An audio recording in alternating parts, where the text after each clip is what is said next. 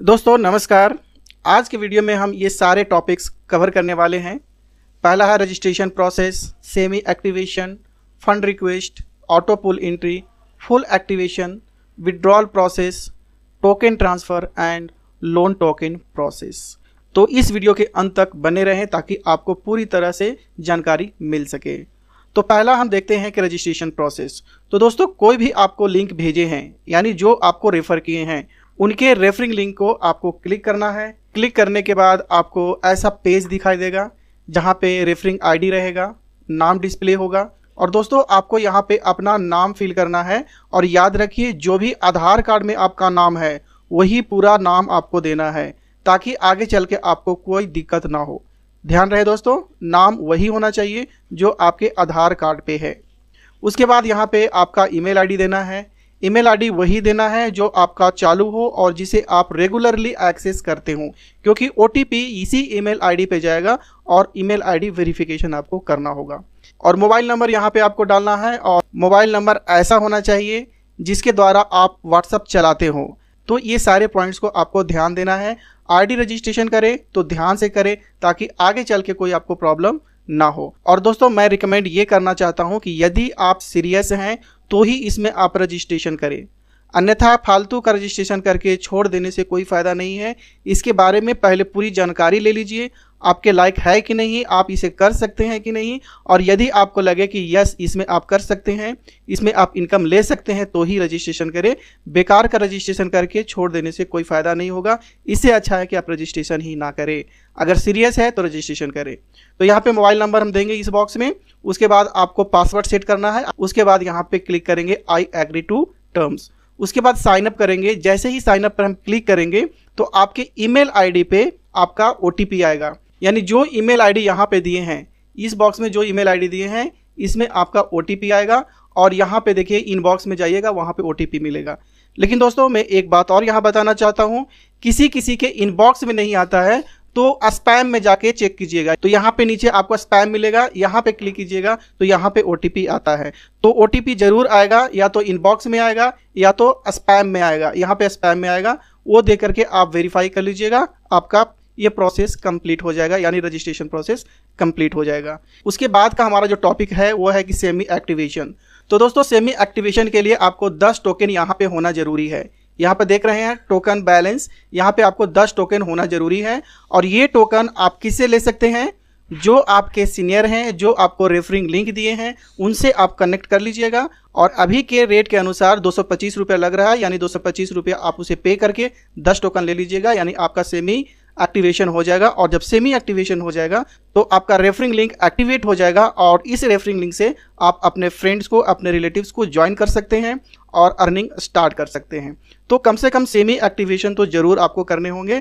तो रजिस्ट्रेशन करके आप सेमी एक्टिवेशन कर लीजिए। और अगला पॉइंट हमारा है वो है फंड रिक्वेस्ट। फंड रिक्वेस्ट कैसे करेंगे तो चलिए इसके बारे में हम बात कर लेते हैं।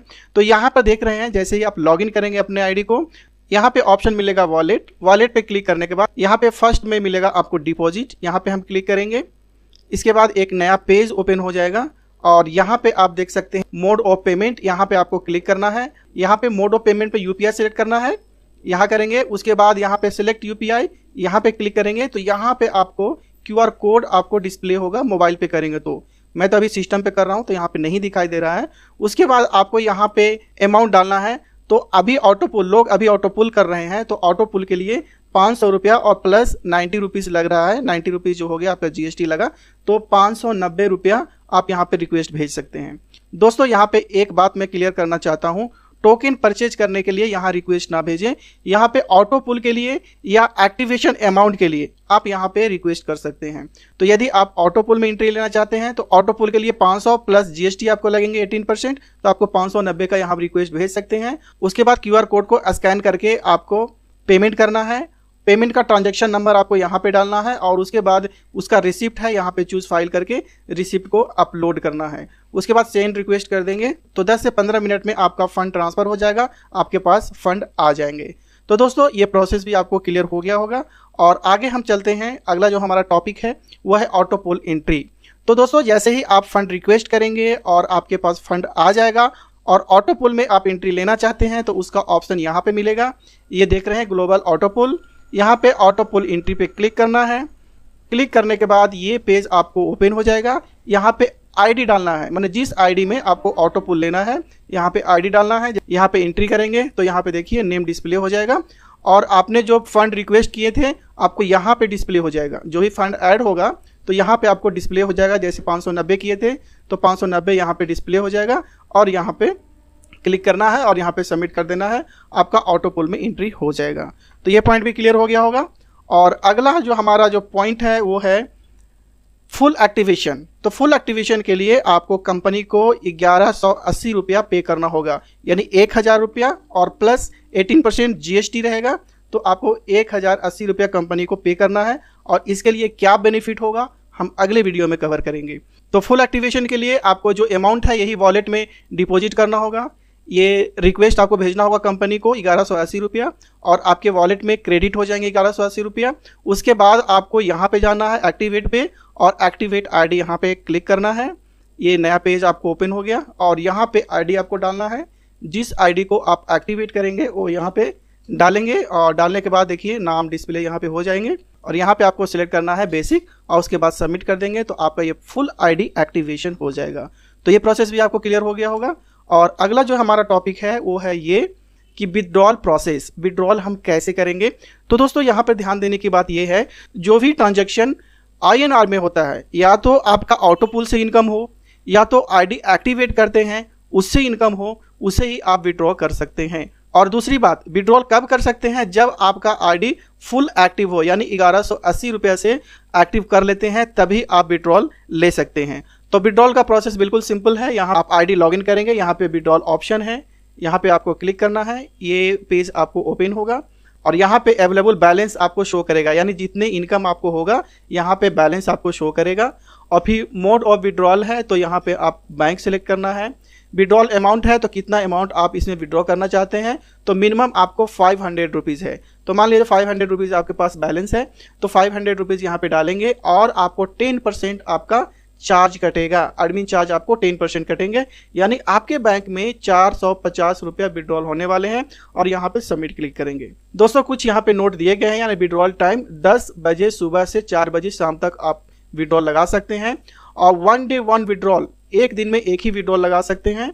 500 से 5000 पर डे लगेगा और withdrawal Monday to Friday, Saturday और संडे ऑफ रहेगा। विड्रॉल कंफर्मेशन 24 टू 22 आवर्स में आपका विड्रॉल हो जाएगा। और जैसे हमने बात किया था कि 10% एडमिन डिडक्शन होगा।